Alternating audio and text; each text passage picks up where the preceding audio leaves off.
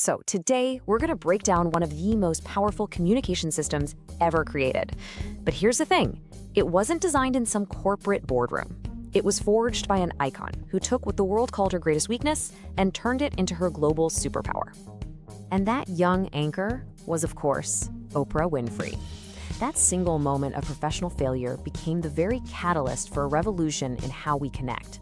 It's an incredible story about how the thing that people tell you is wrong with you might just be the very source of your genius. All right, so here's how we're going to map this out. We're going to start with that failure that really changed everything. Then we'll go back to her incredibly tough childhood to see where this empathy even came from. We'll define her unique philosophy, break down her methods, see the insane legacy she built, and finally, we'll talk about how you can use her most powerful lesson in your own life.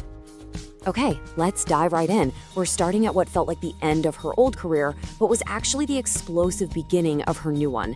This is where a massive professional setback becomes a masterclass in strategy. Okay, so just imagine this. You've landed your dream job as a TV news anchor back in the 70s, but there's a problem. You feel things like really deeply. And while she's covering a tragic story, Oprah couldn't stop herself from crying on camera. Now, in the cold, hard world of broadcast news back then, this was the ultimate sin. Her boss literally told her, "You're too involved, you're too emotional." It was a huge public humiliation that honestly could have ended her career right then and there. So what happens? She gets demoted. They basically stick her on this struggling local morning talk show that nobody was watching. It was meant to be a career ender. But what it actually was freedom. For the first time, all those rigid rules of detached journalism just didn't matter. She was finally in a place where her empathy wasn't a flaw. It was her main asset. And listen, this is so important. This wasn't an accident. This was a deliberate, strategic choice.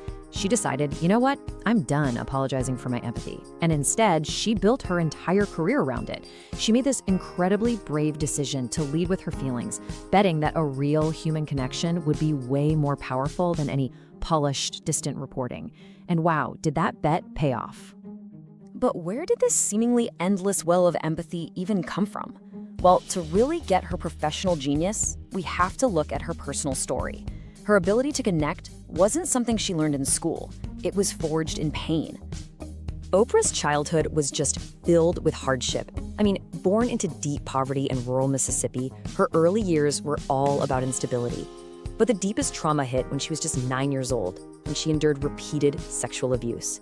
This period of just total internal chaos finally found a counterbalance when she went to live with her father in Nashville. His strict discipline and his intense focus on her education, it became the anchor she desperately needed. So you see this incredible tension in her upbringing, right? On one side, you have the internal chaos of trauma and poverty. And on the other, you have the external structure from her father's discipline.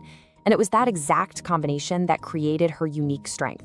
The pain gave her this deep, firsthand understanding of suffering, and the discipline gave her a way to channel that understanding into something focused and powerful. And this is really the key insight here. Her pain wasn't a liability. It was her education. It taught her the language of suffering from the inside out.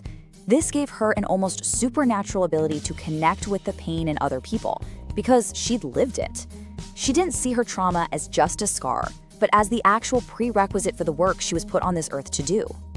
And out of all that suffering, one single, powerful belief emerged.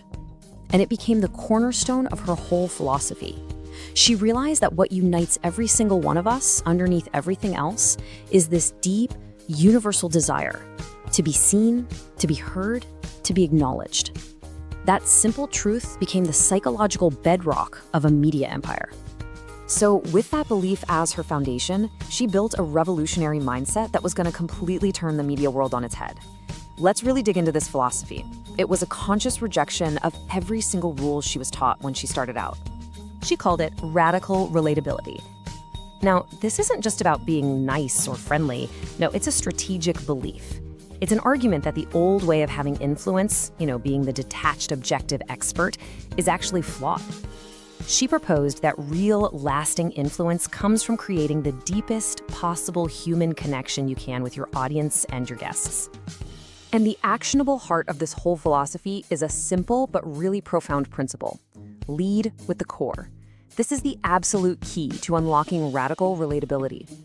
So how does lead with the core actually work? Well, you can think of it like a three-step dance. First, you share your own vulnerability. Before she'd ever ask a guest to open up, Oprah would often share a piece of her own story. Now, this wasn't just random sharing, it was a strategic move to disarm them. It immediately changes the whole dynamic. You're not an interrogator anymore, you're a friend. And that foundation of trust is what let her guide the conversation from just surface-level facts to the deep, shared truths of what it means to be human. A great mindset is one thing, but if you want to get consistent results, you need a system. So now we're going to look at the actual daily habits and techniques Oprah uses to put this empathy framework into practice every single day. So often, it starts with just these three simple words. But behind them is a highly disciplined technique that's really the first part of her system in action. This is her signature move, the active listening and echo technique.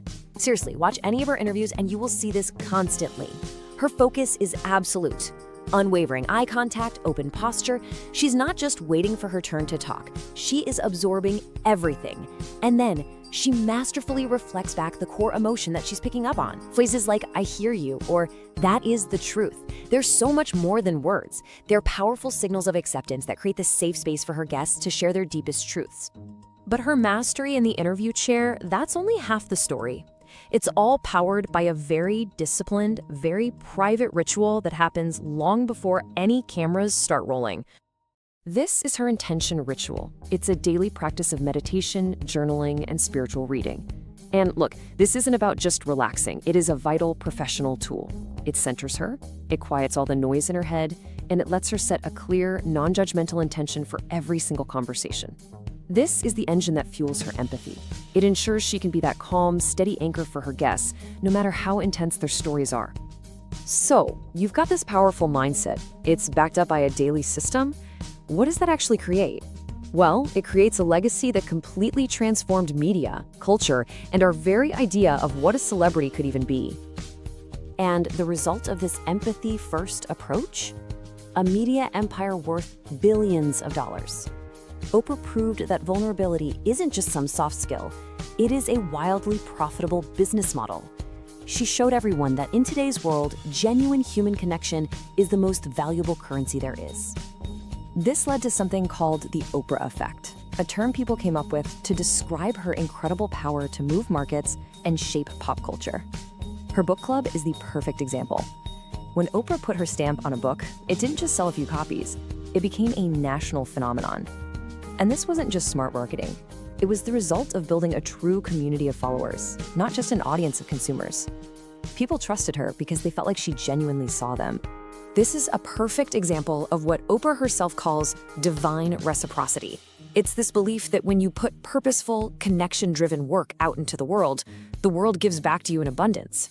She totally redefined leadership, moving it away from this top-down authority to a model built on shared humanity and trust. And that right there brings this whole story from her life directly into ours. So what is the core lesson here? What can we take from this framework and actually use in our own lives, like today? It really starts with asking yourself this one fundamental question. When you go into a conversation, whether it's at work, at home, anywhere, what are you really trying to do? Look, we all face this choice in pretty much every conversation. We can try to win with logic, where the goal is just to be right, the method is debate, and the outcome is basically a transaction. Or we can take Oprah's path and try to win with connection. Here, the goal isn't to be right, it's to be understood. The method is empathy, and the result is the most valuable thing in the world, trust.